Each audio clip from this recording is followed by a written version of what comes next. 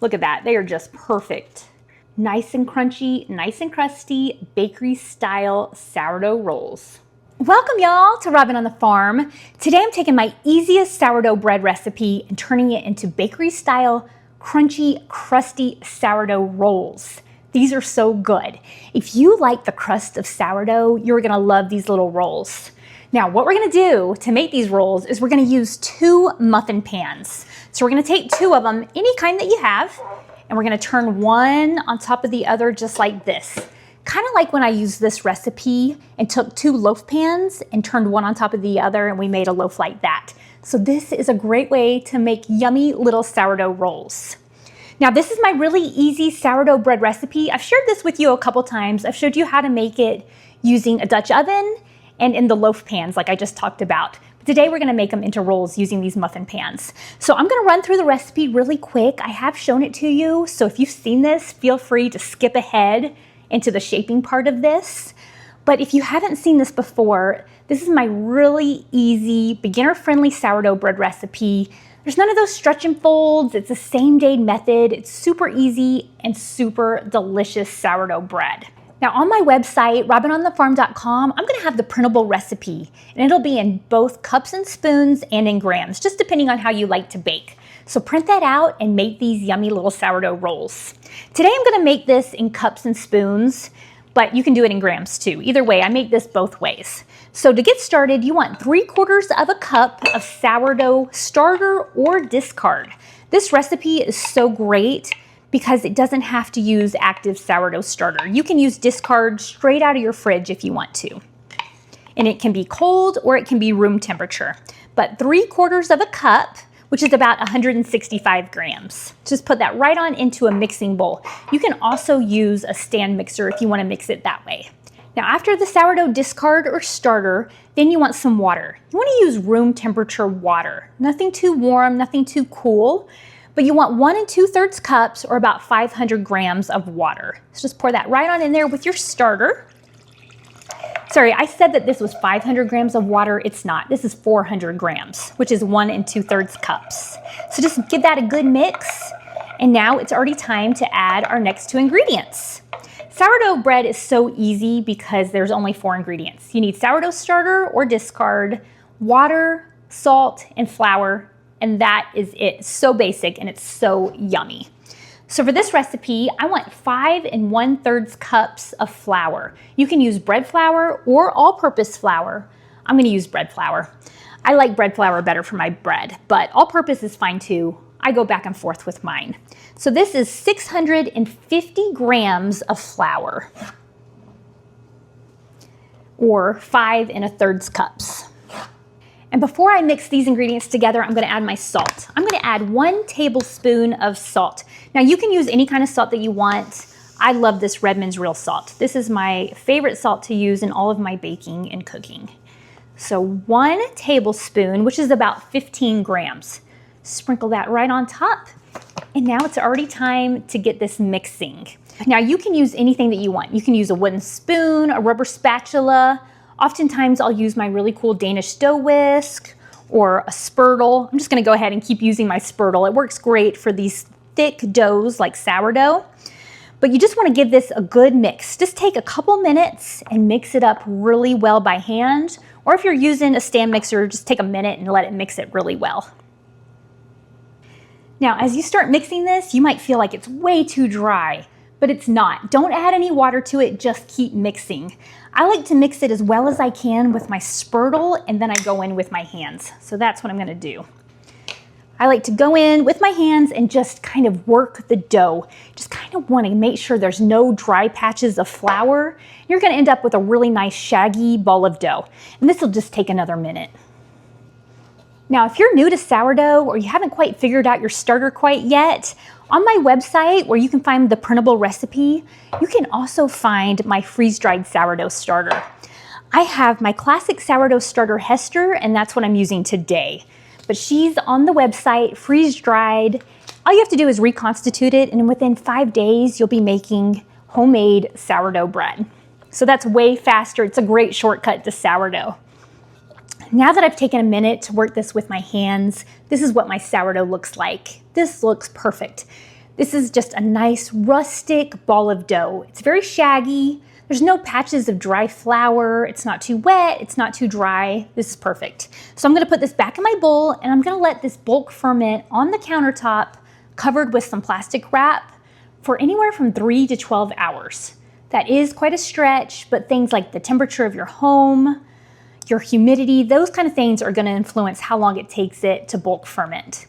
Now, what you're looking for is for your dough to become puffy, expanded, maybe a little bit bubbly.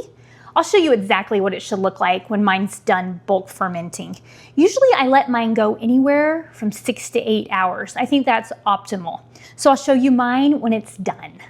I have this other batch going and it's been bulk fermenting for 8 hours and you can see exactly what it looks like. It's bigger, it's puffy, it's expanded, it's a little bit bubbly looking, and look at this dough. What you want to do is you're going to pull up on a side, stretch it out, and pull it to the other side. This is essentially a stretch and fold, but it's just one easy step. So you're just going to work around your bowl, go around several times, pull up, it's nice and stretchy, and pull it to the other side. And what happens is your dough changes. This is developing the gluten. It goes from being very stretchy to very tight. And this will give you really good structure to your bread. And this is all it takes. Go around your bowl a few times, pull up, push it over, and there you go. You have a nice ball of dough. Now I'm gonna let this sit on the countertop for another hour, and then it'll be time to bake this sourdough bread. This sourdough has been resting on my countertop for an hour, and now I'm ready to shape it into rolls and to bake them in the oven. But another option that you have, if you're not quite ready to bake yours, you can throw this dough into the refrigerator for up to 3 days, which is awesome because if you want to bake them later, that works. The flavor will intensify. It'll get a little bit more sour the longer it sits in the refrigerator. So let's just go ahead and turn out this dough and we'll shape them into rolls. Now, sourdough is kind of a sticky dough, but that is okay. It's gonna work great. So I'm gonna kind of knead mine a little bit, just bring it together a little bit. Okay, perfect. Now I'm gonna use my bench scrape tool, my dough cutting tool, and I'm gonna divide this ball of dough in half. And I want 12 rolls. So like I showed you at the beginning, I'm gonna use these muffin pans. These are 12 well muffin pans. Now I usually use my cast iron muffin pans, but I only have 2 and they only have 6 wells each. So today I'm gonna use these USA pan muffin tins. And these are great. They're 12 wells, they're non-stick, I don't even have to spray them, and I like the USA pans. But I'm gonna make 12 rolls out of this. Now you can get out your kitchen scale if you want these to be really perfect, but I'm not gonna do that. I'm just gonna cut this in half and then I'm gonna cut it in half again. Now I kind of have pie shapes and I'm gonna cut these into 3s. And if I did my math right, that means I'll have 12 rolls at the end of this. But you can divide this up any way that you want. Now, once you have all of your dough divided, just take one of your sections of 12 and just shape it into a round roll. You can do this any way that you want. I like to give mine a nice round top and kind of pinch it at the bottom, but really you can do this any way that you want. And then once you have that in a nice round roll, just put it in one of the wells of the muffin tin. And I'm just gonna do this 12 times. Now, if your dough is really sticky and it's sticking to your hands, that's okay. A great trick is to wash your hands, get all of that extra dough off, and then put a little bit of oil on your hands, and then your dough won't stick as bad, and it'll really help to manage your dough a little bit better. Another thing that you can do to shape these into balls is just keep them on your dough mat or on your countertop and just roll it into a nice ball. That works great too. Just plop it on into one of the wells. I have all 12 of my little sourdough rolls shaped and into the muffin pan. Now, like I said, mine's non-stick and I make them like this all the time, and I know they're not gonna have any trouble sticking to my pan. But if you're not sure about yours, go ahead and spray it, oil it up, butter it up, whatever you need to do so that you're not worried about your sourdough rolls sticking. Okay, now that you have all 12 in the muffin pan, then you're gonna take your other muffin pan, turn it upside down, place it on top just like that. This is like making 12 little makeshift Dutch ovens. This works great and it's so fun. I have got my oven preheated to 450 degrees. I'm gonna throw these in there. I'm not doing a cold bake. I usually do a cold bake when I make my sourdough bread, but I have my oven preheated. I'm gonna let these bake at 450 degrees with the lid on for 30 minutes. After 30 minutes, I'm gonna take the lid off and I'm gonna reduce my temperature to 400 degrees and let these finish up baking and browning from 10 to 15 minutes. And I'll show them to you then. It's been 30 minutes and our sourdough rolls have been baking at 450 degrees. It's time to take this top muffin pan off. Oh, look how good those look. Now I'm gonna let these continue baking for another 10 or 15 minutes until they're nice and brown, but I'm gonna go ahead and reduce the temperature down to 400 degrees. Our crunchy, crusty, easy sourdough rolls are fresh out of the oven. Aren't they gorgeous? I let these bake for an additional 12 minutes after I took the lid off and lowered the temperature to 400 degrees. Let's check one of these out. Oh, look how good this little sourdough roll looks. That is gorgeous. Okay, I'm gonna go ahead and transfer these from the muffin tin over to a wire rack to cool. They are really hot, so I'm gonna let these cool for a little bit, and then once they cool, we'll open one up and check it out. My crusty sourdough rolls have cooled just enough for me to be able to handle them. Check out this yummy little roll. Now, one of my very favorite parts about making rolls over a whole loaf of bread is that I don't have to wait for the entire loaf to cool. I can tear into one of these little rolls without fearing that I'm gonna ruin the entire batch by making it gummy inside. Because if you tear into your sourdough bread before it's totally cooled, then sometimes the loaf can be gummy. But you don't have to worry about that when you make rolls.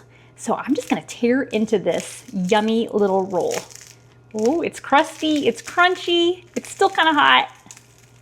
Oh my goodness, look at that. Doesn't that look good?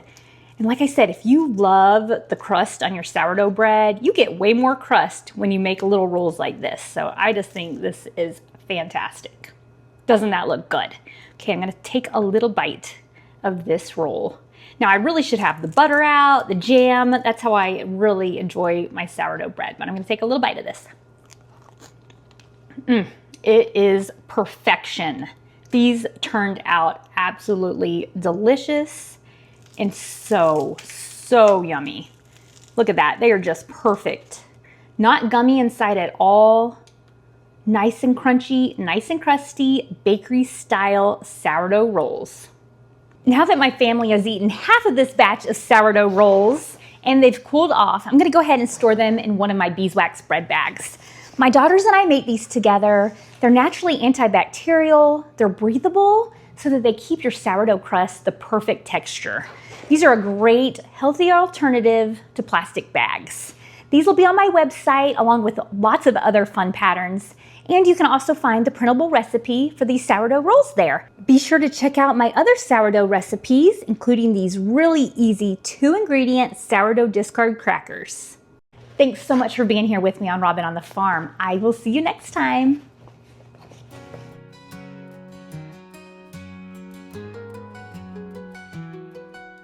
Robin's in the kitchen, dough beneath her hands, wheat from the fields and eggs from her land. Sunlight through the window, a warm golden glow. She's working hard to make that dough with flour.